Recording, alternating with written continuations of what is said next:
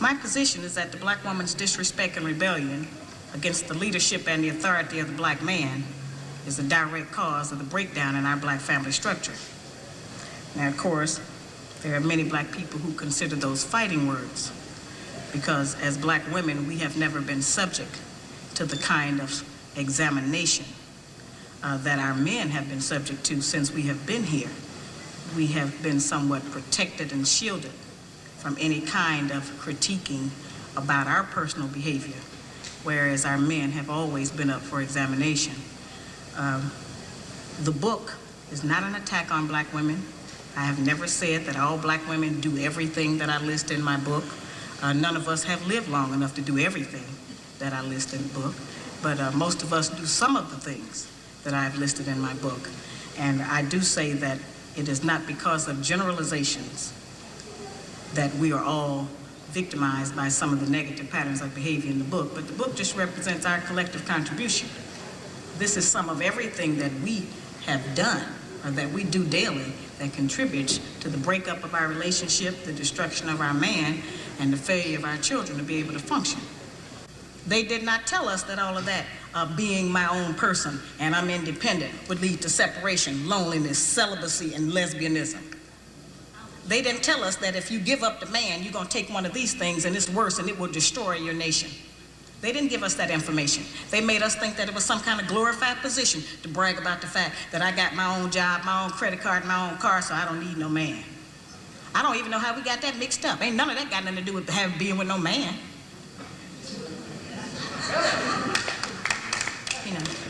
We have some serious relationship problems that nobody has been able to address us on because everybody wants to pretend that this is not going on. Over 60% of our women are single, widowed, separated, or divorced. They don't have a man. I just came out of Florida and they got a housing complex that the Urban League built, which is a black organization that is for women and children only. They say they don't allow any men in there. I didn't have time to deal with it, but I talked about them real bad. That's the silliest program I've ever heard of. You know them women that had men if they got a bunch of children. They need fathers. They need protection. We hear about the drug problem that we have in our projects across the country. It's one of the major places that we have a drug problem. We talk about the great strength that we have as black women. Well, the welfare department don't rent government apartments to single black men. Those apartments belong to black women who are allowing this to go on in their home. We have not looked at what part of the responsibility do we share. Yes, black men sell a lot of drugs, and a lot of us black women get the money from them drugs and buy some of these fancy clothes we wear. Drive around in some of these fancy cars. He is not doing these things alone and without support from us, whether they are good or bad. See, we have a lot of power. We are very strong women. I'm saying that we're using our strength in the wrong direction. We're using it to tear our man down, tear our nation down instead of building it up. Having an education and a job does not necessarily mean you have a successful life. I keep telling black women that to raise a child, they say, well, I provided with food, clothing, and shelter. That's not raising a child, that's maintaining one. To raise a child, you need a parental coalition of a man and a woman. We have sons who, by not having a father in the home, they don't know how to respect women. They take on the black female emotionism.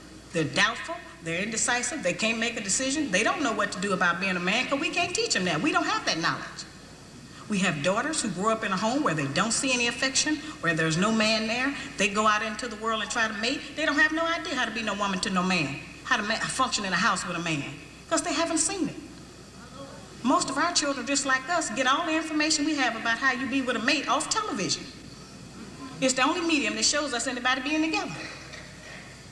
Those rules have not worked for us. The white woman's liberation movement, we don't have anything to do with that. We have not been under the control of the black man for over 500 years, so what do we have to get liberated from them from? They haven't been our boss. That's the white woman and her man. They're going through that, and that's their business. We don't have any business being in that. They only introduced it to break down the civil rights movement. Civil rights movement started with the black man, the black woman, and the black child standing together, trying to plead for freedom, justice, and equality, and more benefits in the country that they had built. They threw the white woman in there with the women's liberation movement and made it a woman against man thing. That created a big separation between black men and black women, because then everybody started going for self. Then they bring the welfare system in and tell us in order to feed and clothe and house our children, we have to give up our man. You have to put the man out of the house. When the white farm wife goes to the government for subsidy for the farm, they don't tell her to get rid of the farmer, they keep that family together.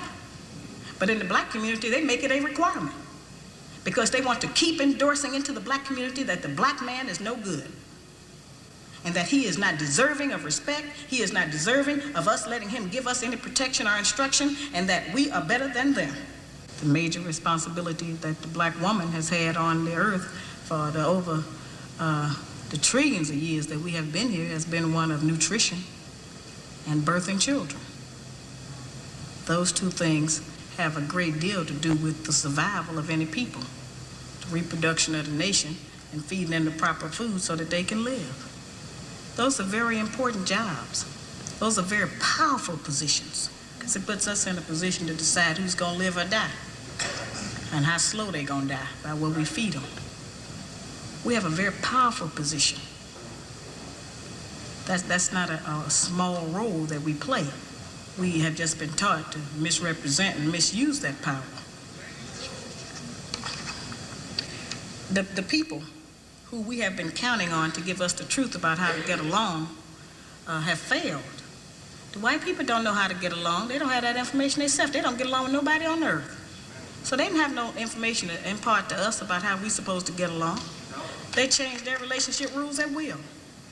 We have, tons of black children around this country that I hear from who have grown up traumatized by the fact that they were referred to as the outside child. When we were having children like that, they called it illegitimate children, until the white woman started having them, and now it's single parenting. See, they changed the rules according to what they're doing. So I've called on our people to change them depending on what we want to do, what our needs are. There's another need that has not been addressed in our community, because nobody will deal with it, and that's one that God did not create three sexes. We only have men and women. Now, I have not said that we should reject the sisters who try and act like men and the men who try and act like women. I'm not saying to reject them from among us, but they need to be taught. We don't have to accept that as some kind of normalcy, because that's not normal. I'm trying to demonstrate how they have set rules that they have forced us to follow that they don't even follow themselves. They change the rules to suit them when they get ready. We can change them to suit us when we get ready, especially if we have what we have now, which is a failing system. It hasn't worked for us. We don't have to be ashamed that it hasn't worked for us. But we do have to be ashamed of the fact that we keep plodding behind it and not trying to make the corrections that will help our people to survive. He wants to keep us in this condition. He wants to keep us separated from our man, because he knows that the only door, the only route he has to destroy our black man is through the black woman.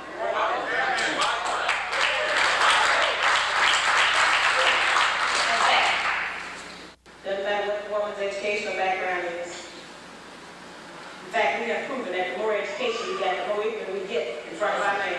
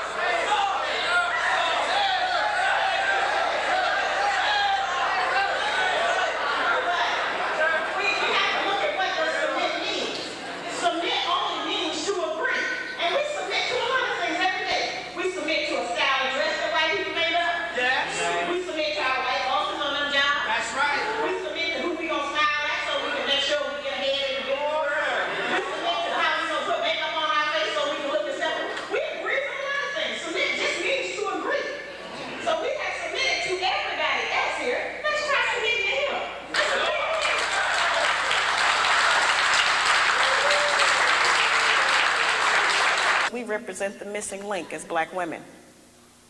The black man has been dissected, examined, the white man, the white woman, and the black child. But it has been us as black women who have never been examined.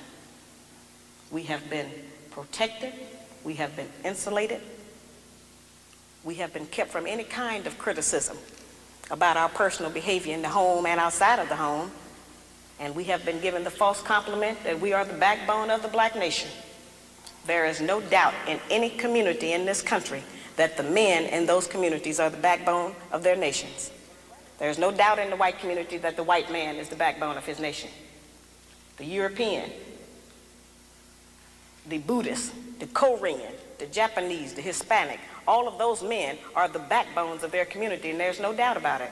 It is only in the black community where those values have been transposed and where they put that burden on us and tell us that we are the backbone of the black community, which is a direct insult to the black man and implies that he don't have no backbone and that his women have to represent him.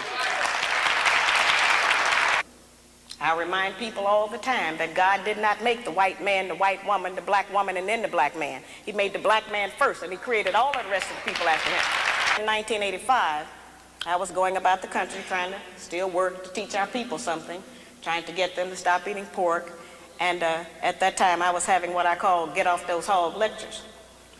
And I would take the microscope out, and I would show black people how even if you cook pork, you couldn't kill the worm. I would show them that the worm was still alive in the meat after heat, because that's what they told us, that you could cook it and kill the worm. And so I would show them what it did to the brain and the spinal column. And so there were many black men who wanted to stop eating pork. They wanted to change their diets, and they were in agreement. But it was the black woman who I found who was the most adamant, who refused to change her cooking habits, who didn't want to shop differently, who didn't want to do any different meal planning.